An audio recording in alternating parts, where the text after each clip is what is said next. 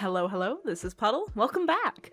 My friends have joked in the past that I dress like a cartoon character, and certain situations of my life are like they came out of a tropey gay web series. It's no wonder we do this. Putting a narrative to our experiences is a natural part of the human condition, isn't it? To recognize the patterns of life that are so absurd that they seem like they've been scripted or pre-planned, or when other people act in ways that don't always make sense. But hey, it makes a good story at least, right? If you followed me on YouTube for a while, you know that I liked doing animated story times. After a while, I wanted to upload more often, so I started doing weekly story times with speed paint footage, and that worked out well. And I mean, I'd fantasized before about turning this into an art-heavy video essay channel for the weird stuff I like, and just going feral on infodump content. But I never felt qualified to talk about anything but my own experiences and stories. And I grew up on stand-up, so I learned about the push and pull of telling an interesting story with rising tension and relief, sometimes leading to a buried lead before the punchline.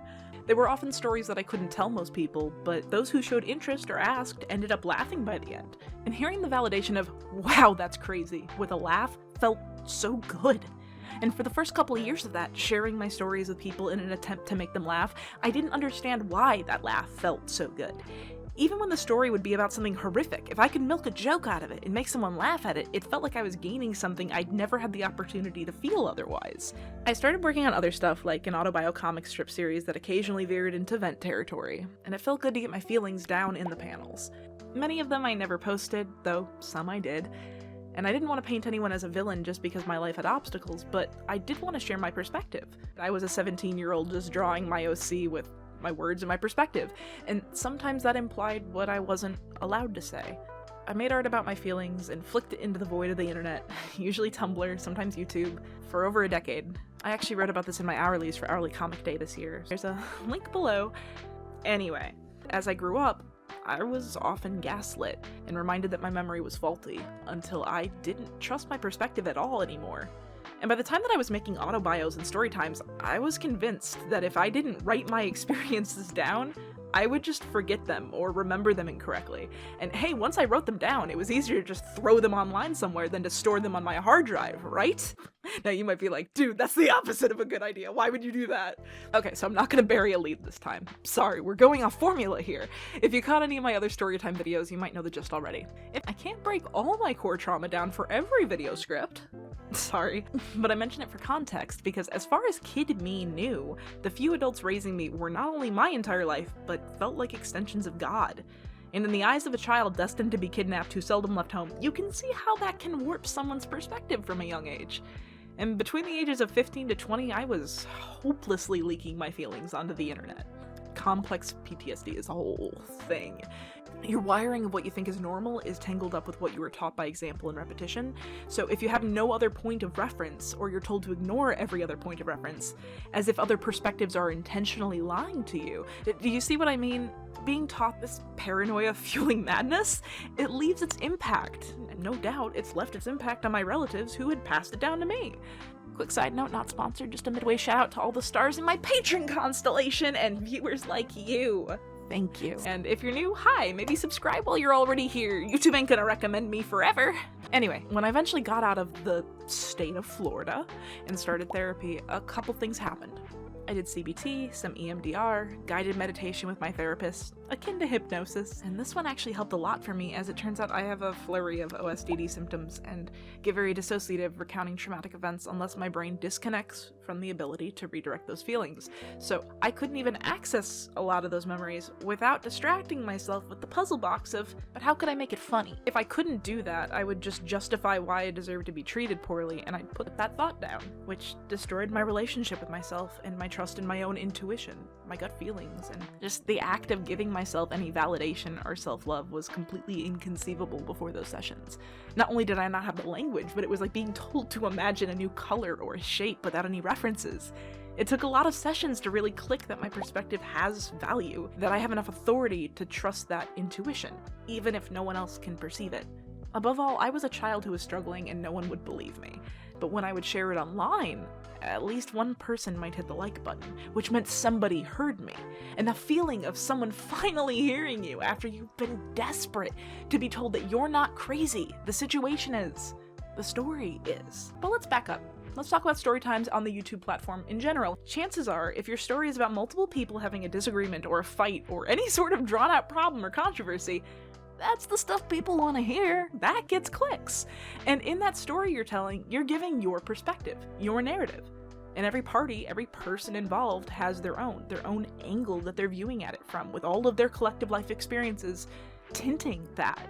And no one wants to be the bad guy. And when you feel at your core that you're a victim in a scenario, there's an addictive nature to storytelling and getting that validation or empathy that you were previously denied. It's one of the reasons we seek out the opportunity to vent. But if you start sharing story times and seeing a lot of your interactions and struggles through the lens of a future story, you start making less intuitive decisions, which admittedly leads to more interesting stories.